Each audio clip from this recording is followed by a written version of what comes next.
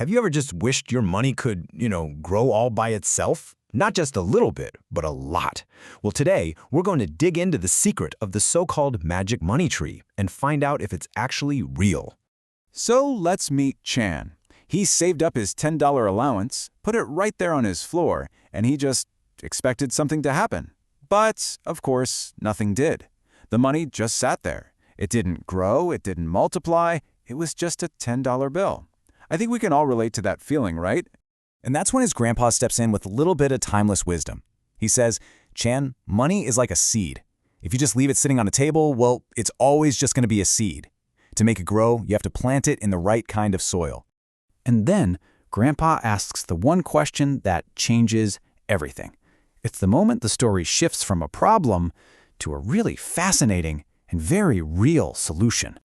See, it turns out this magic isn't some fairy tale. It has a real name, and it's one of the most powerful financial ideas in the entire world: compound interest. This is the special soil that Grandpa was talking about. So, how does this all work? Well, think about a normal tree. It grows 1 apple a year. After 10 years, you've got 10 apples. That's kind of like simple interest. It's steady, but pretty slow. Now look at the magic tree. It's totally different. It doesn't just grow apples. Its leaves actually grow entirely new trees. Here's what makes it so incredibly powerful. With compound interest, you're earning interest not just on your original money, but on all the interest that money has already made. It's like a snowball rolling downhill, and it's so potent that Albert Einstein himself supposedly called it the 8th wonder of the world. Okay, let's go back to our tree for a second. Imagine your investment grows a leaf. That's your profit, right? Your interest. Now, your first instinct is probably to grab that leaf and spend it. But the real secret to the magic tree is you resist. You just let that leaf fall. And this is the aha moment. That fallen leaf takes root and starts to grow its own little baby tree. All of a sudden, you don't just have one tree working for you, you have 2, and then 3, and 4. Your money is now literally making its own money. All right, let's put some real numbers on this. We'll start with Chan's initial $10. He plants his seed. Okay, so after the first year, let's say it grows by 10%. He now has $11. That extra dollar, that's his first leaf.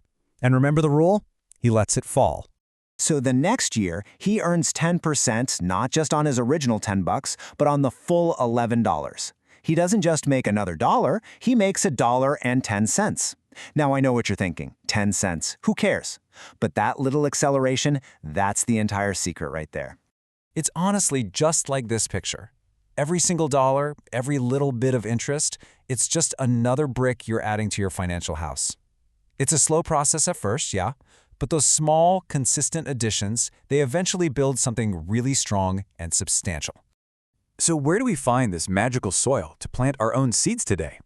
Well, for a lot of people, the easiest way to start is with a strategy called micro-investing. Think of it as the bridge to our magic tree.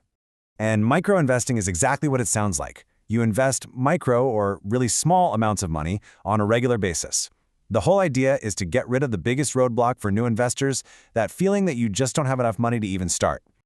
One of the most popular ways to do this is with what they call roundup apps. The whole process is super simple. You just link your debit or credit card, you spend money like you normally would, and then the app automatically rounds up your purchases to the nearest dollar and invests that spare change for you. So that coffee that cost you, say, $3.50, the app takes the other 50 cents and puts it to work. And this whole approach is amazing for beginners because it solves so many of the usual problems. You can start with just a few bucks, it's automated, so it helps you build a really good habit without even thinking about it. Plus, it lets you buy something called fractional shares, which just means you can own a little slice of a big, expensive company, even if you're on a small budget. But hold on, before you run off to plant all your seeds, Grandpa has one last and maybe the most crucial piece of advice. This magic requires a very special ingredient, and you know what? It's not money. The secret ingredient is time. That's it. At the beginning, the growth is going to feel almost invisible. The baby trees are tiny.